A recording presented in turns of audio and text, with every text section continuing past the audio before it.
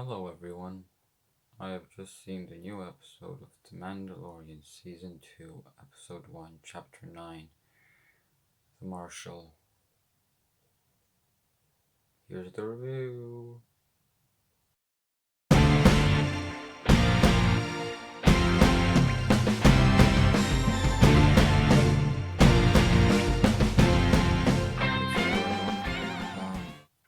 Before I get started with the review of this episode, I just want to get a little recap of my opinions on Season 1 of The Mandalorian.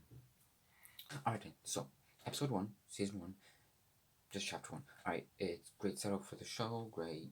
This is a great episode, Second episode, it's alright too. It feels a little bit fillery, but it's still overall really harmless. It's really good, really cool, really fun, yeah. Episode 3 is really great. It's really great. Incredible.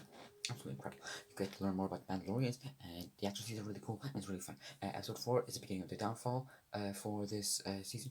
It's alright, It feels a bit fillery though. It's a little, now, episode 5. Now this is just, I don't like it. It feels just like a nostalgia fest. It doesn't feel like anything at all. It just feels, I don't remember anything from it. It's bad. See, episode 6, it's alright. I'll give it that. It's alright. It feels a little bit disconnected from everything else. It just feels like you just cut it out, miss nothing. Similar to episode 5. No, episode 7. Back on track. Incredible. Absolutely incredible. It brings back characters from other from chapter 4, chapter 3, all those, and it goes back to the story. Great cliffhanger. Episode 8, great finale to the show, season. It's absolutely incredible. I love it. It's great. Sad. It's entertaining. It's emotional. It ties everything up, but it leaves more. Just set up for a sequel. Great. Absolutely incredible. Absolutely incredible. Yeah. Alright, that's it. So yeah, needless to say, I was pretty excited for this season. I couldn't wait to see what would happen next with all the characters, everything. I was really hyped. I didn't watch any trailers. I didn't watch any teasers. I didn't watch anything. In preparation for this. And yeah, but I was a little skeptical, however, of a couple things, namely some rumors and speculation about some characters that were to appear. Namely Boba Fett from Star Wars, Captain Rex from Clone Wars, and Ahsoka from Clone Wars. Now, you see, the reason why I, was all skeptical wasn't because I thought the characters were bad, but just because the reason why I liked the first show, the first season, was because it was new. It was new. There was very little that, there was some, Baby Yoda, all that, but it was new. New characters, new stories, new everything. And if you have, like, all these characters from older shows and movies that people recognize, it might end up feeling a little bloated, a little like Amazing Spider-Man 2, where it's just all this mixed together, and I don't like that. I would not want that. But hey, even so, I was so excited, because you know what? If there's any franchise that can make this work, it's Star Wars. Like I mean, yeah, it's Star Wars. Anything can work. It's Star Wars. So, I've just finished watching The Mandalorian Season 2, Episode 1, Chapter 9, The Marshal. And is it good? Yeah, it's alright. So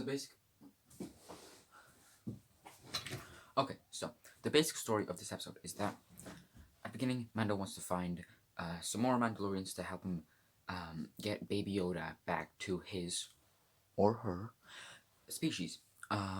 So he meets up with Cyclops from X-Men, and basically they fight, and then and and, and then like Mando uses a grapple hook and ties him up, and the guy tells him to go to Tatooine because there's a Mandalorian there. Okay, so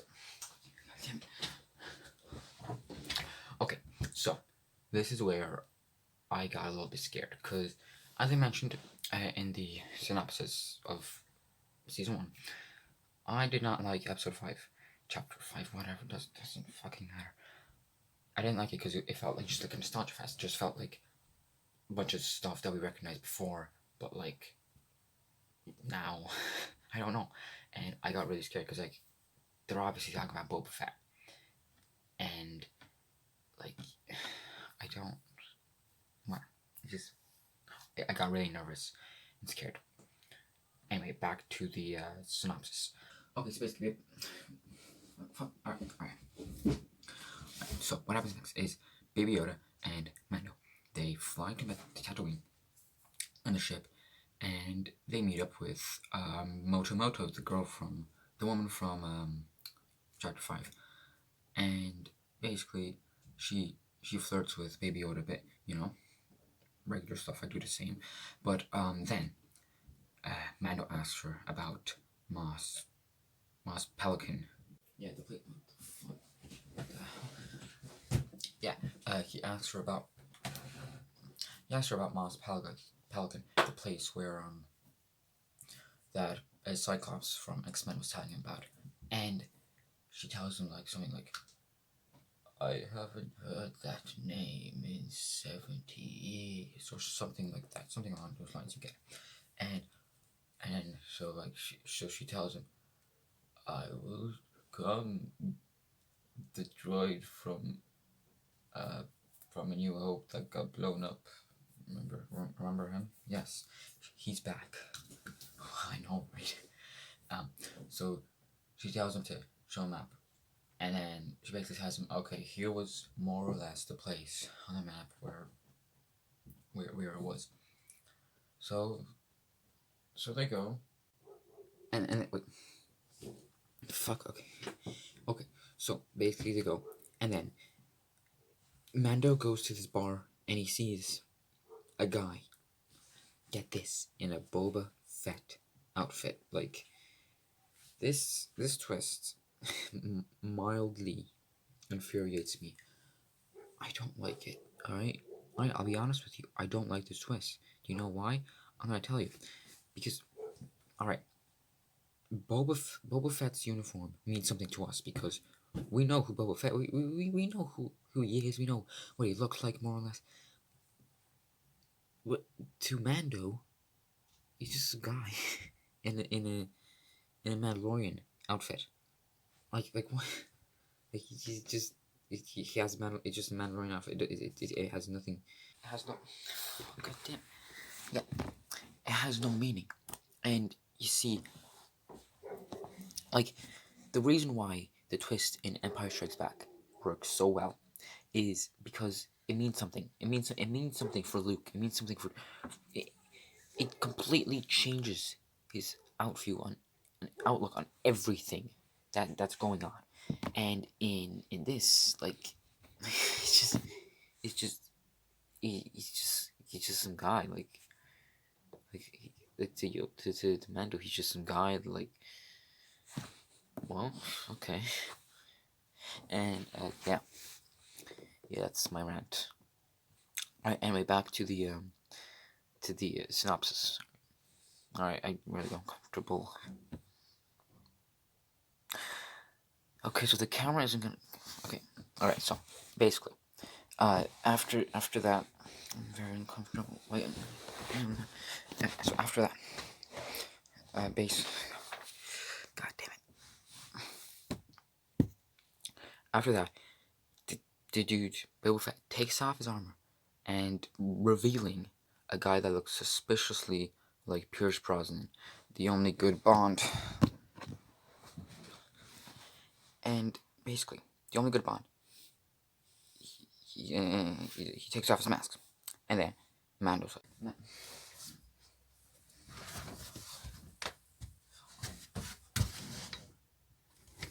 okay. Basically, Mando's like, you better take off that armor, cause he feels like it. I guess I don't know, and then and then and and Bond is like, no, I won't, because yeah, and then like, and then their little debacle gets interrupted by a tremor. Oh, the joke will come back later, and then and then and then it reveals that it's actually a giant sandworm, like from the movie Tremors. It's funny. I'm funny. Anyway, yeah. So basically, Jesus Christ, what the hell? Okay, so later, then the space worm eats a bantha, one of those giant, I don't know, camel type things, but they're fat, whatever, doesn't matter. He's one of those, and basically the guy who so basically the guy who played a character that Idris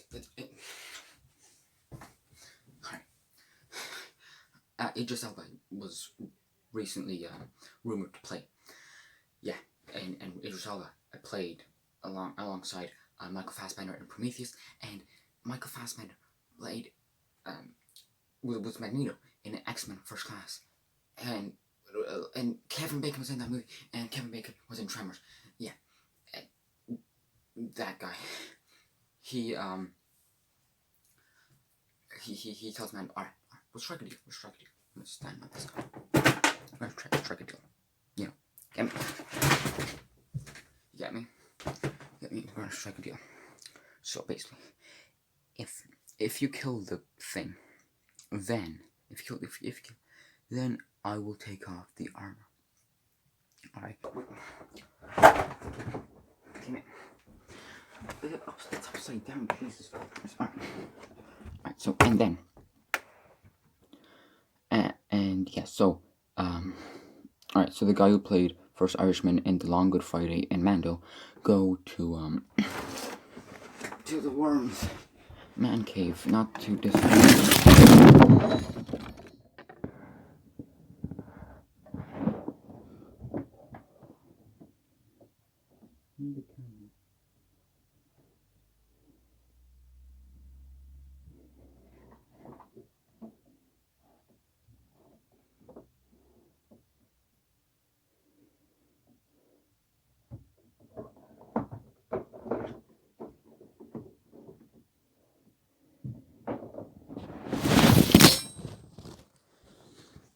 Okay,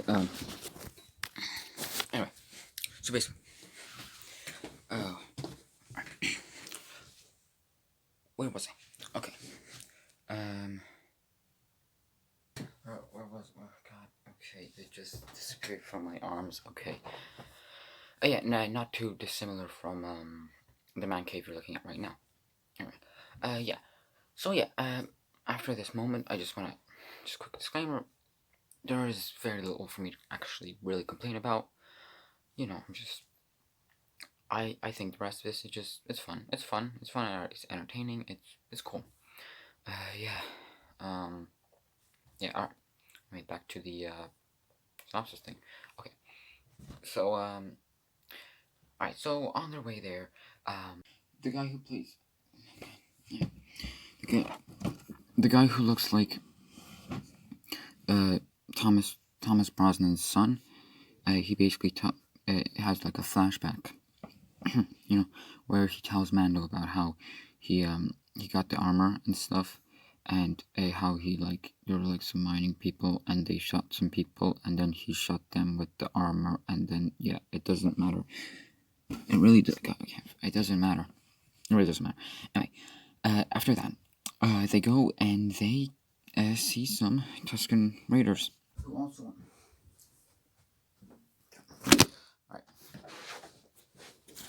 okay, so who also want the who also want the the thing that's almost as big as my dick to die because they're self-conscious about their own little sizes. Yeah.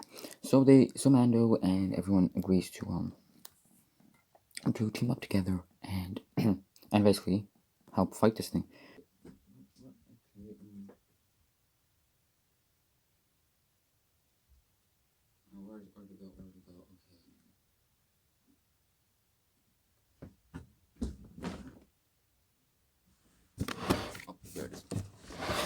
Oh, okay.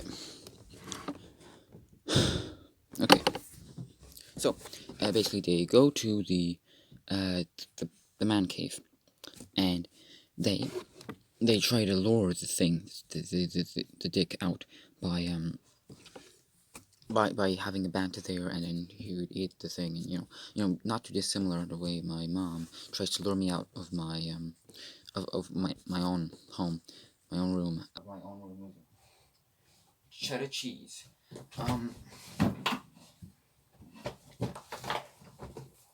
Yeah, it doesn't work because the dick is apparently lactose intolerant, and yeah, and it eats the Tuscan Raider instead. So basically, what they do is they go back, and they basically have to team. They use all the IQ in their brains, all the brains to figure that maybe. Get out of here, Spider-Man. That maybe, just maybe,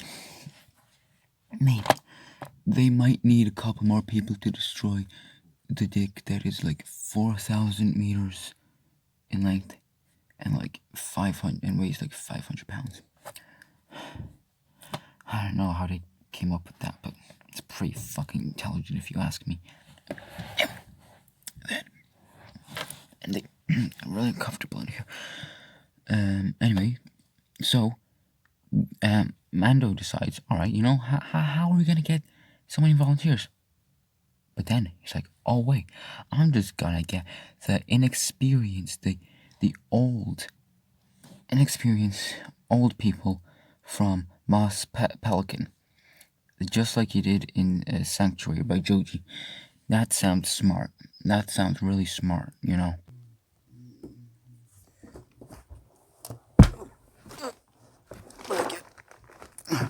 But I guess the Tuscan Raiders were also not that smart, so because they agreed. So they all go and back to Mos Pelican, and they basically ask the natives there, hey, you guys want to fight this giant erection? And they're like, okay, I mean, because they have nothing better to do. But I mean, come on, I mean, I'd do the same. Yeah. So they agree. Oh my god. Oh my god, it's fine. Finally, okay. It's finally back. Okay. So they agree. And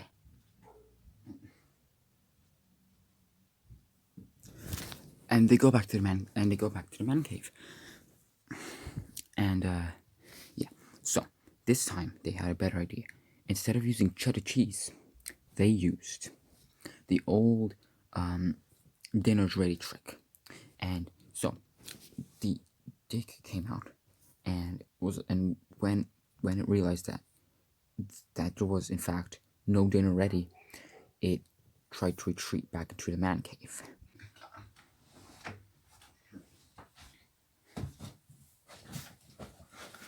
Further disappointing his parents. Then, after that, the Tusken Raiders were left no choice. They had to shoot him. They had to shoot at him, and hoping that would give him enough dopamine to stop laying on his ass all day. And surprisingly, this is getting really annoying. Yeah, surprisingly, is this vertical? Okay. It worked. It worked. That's insane. And yeah, he went back from his hentai haven and right back, and he vomited all over them, and then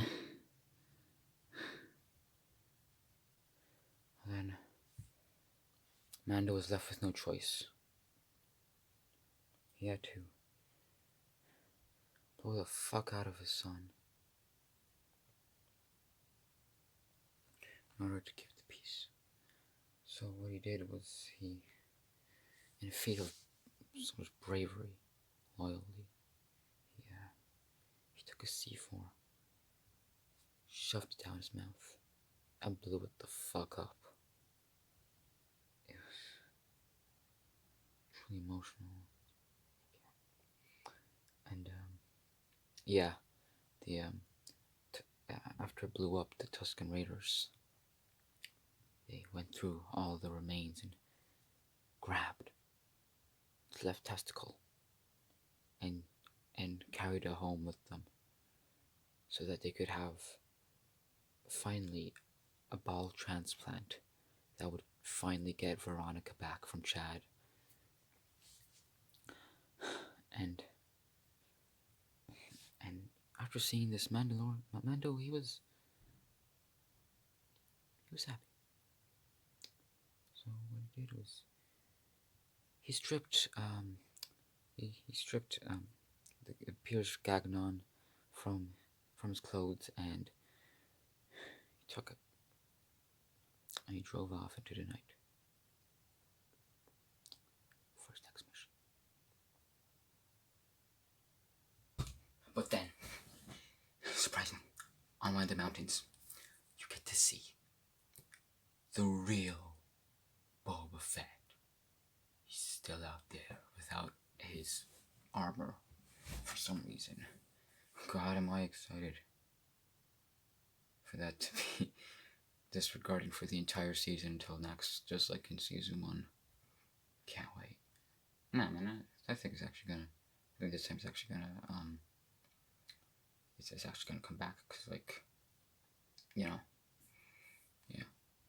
cause like they actually showed off his face and stuff, like, yeah. Come on, change. This is getting awkward. Okay. Okay, I should probably start talking. Okay, so anyway, this won't be. Okay. Now you want to change. Now you want to fuck up.